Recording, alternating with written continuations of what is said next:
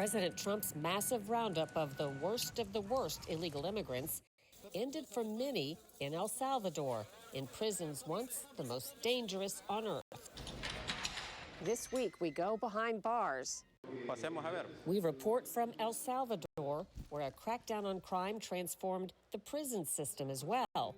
We examine a new model for crime and punishment where prisoners earn their keep.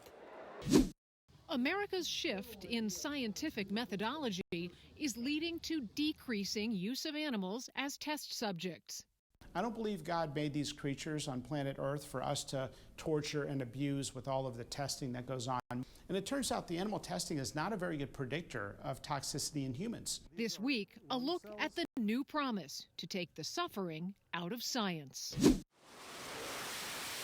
The America First agenda is going beyond the U.S. borders. Every boat that we knock out, we save 25,000 American lives. The president's tough military and economic pressure in Latin America might seem radical, but it's nothing new. The ultimate goal of the Trump administration is for all of Latin America to be a friend of the United States. We look at the 2.0 version of a 2-century-old policy being called the Donro Doctrine.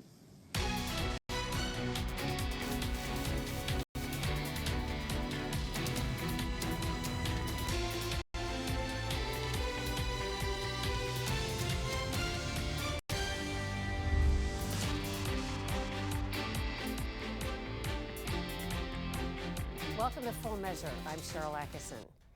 You may have seen the viral video. Suspected illegal immigrant gang members rounded up in the U.S. and deported to El Salvador's infamous mega prison. But there's a much larger story in the Central American nation, a radical prison overhaul that supporters call revolutionary. Detractors criticize it as oppressive. It started after a bold crackdown on crime. Where El Salvador once held the record for murder rates, it now holds the record for population behind bars. At the same time, it's become the safest country in the Western Hemisphere. Today we ask, is El Salvador providing a blueprint for tomorrow's jails elsewhere, even here in the U.S.? As we pull into the sprawling La Esperanza, El Salvador's most populous prison, it's striking to know that not long ago, this was one of the most dangerous places in the murder capital of the world. Today, it's transformed into a remarkable model that's drawing attention around the globe. Buenos dias. Juan Jose Montano commands the helm at La Esperanza. He's giving us a tour that includes some places the media has never before been invited to see. Pasemos a ver. Montano's worked here for 19 years, but admits El Salvador's gangs ran the prison for most of that time until radical reforms under President Bukele. So what is needed, basically, to keep this program going is that the order come directly from the president. The president is the one giving directions on how to do this. And then we here in the prisons, we can execute all of the indications that come from the president. In 2021, President Bukele initiated a sweeping crackdown on gangs and crime. In a matter of weeks, 87,000 people were arrested. La Esperanza's prison population quickly surged from 6,000 to nearly 30,000. Now the inmates are enrolled in 24/7 around-the-clock shifts of training and labor that boosts the bottom line. The government claims over 48,000 prisoners are currently working in the prison system's zero leisure plan, reducing their sentences through work and training while making the prisons nearly self-sufficient. As part of zero leisure, these inmates are making shoes for soldiers and soon public school children. Saturación de oxígeno 98. They're learning first response skills. They're handcrafting lamps and creating art for government buildings. They gain skills to repair federal buildings, fix police cars, and build hospitals and stadiums. They're even growing their own food in the field. In the U.S., the media spotlight was shined on El Salvador's prison system last March.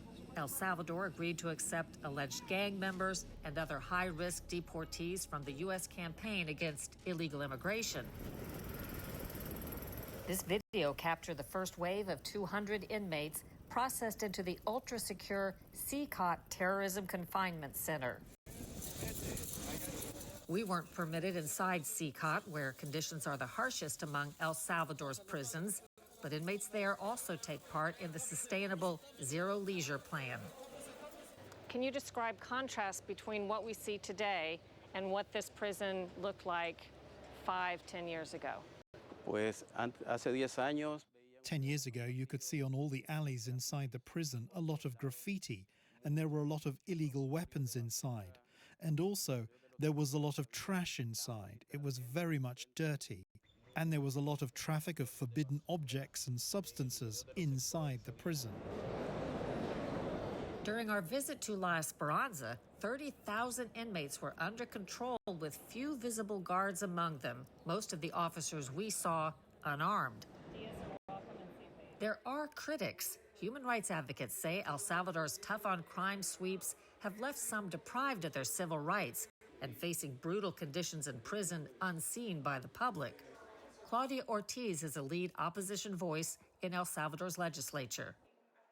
And I think one thing is to be an immigrant without a legal status in one country, and something very different is to be arrested in other country in which you haven't committed any crime.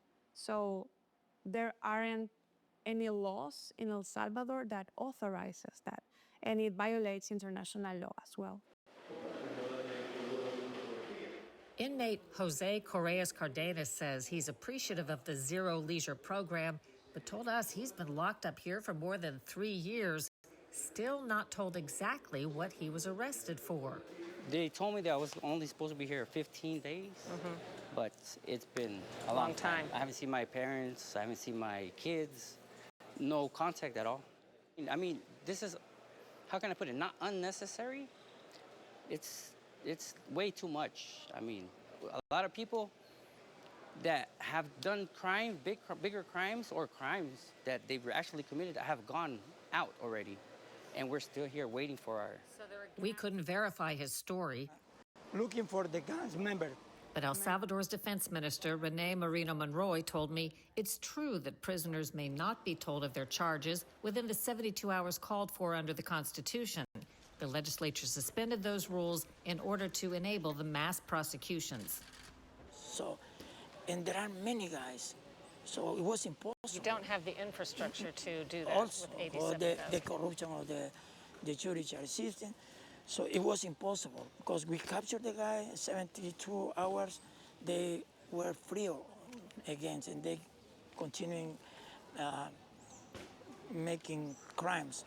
So it was necessary to do a amendment of our law in order to have the time, the necessary time, to present the charge of those guys.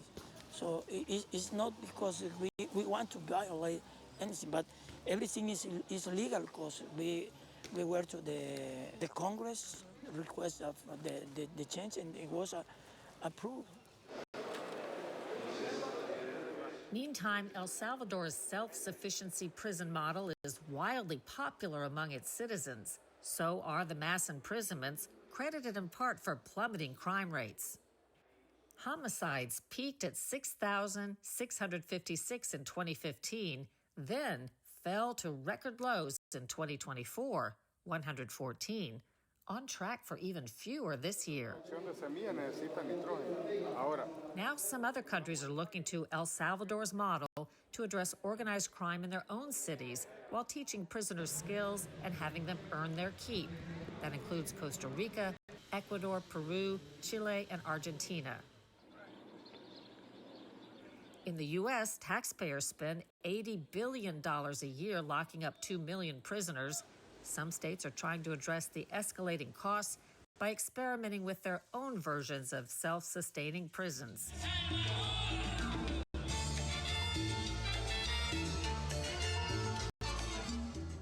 Our tour of La Esperanza ends on an unexpected note. A performance by the inmate band While some debate the terms, El Salvador is celebrating hard-fought victories, a striking contrast to 5 years back when MS-13 and other ruthless gangs dominated the prison.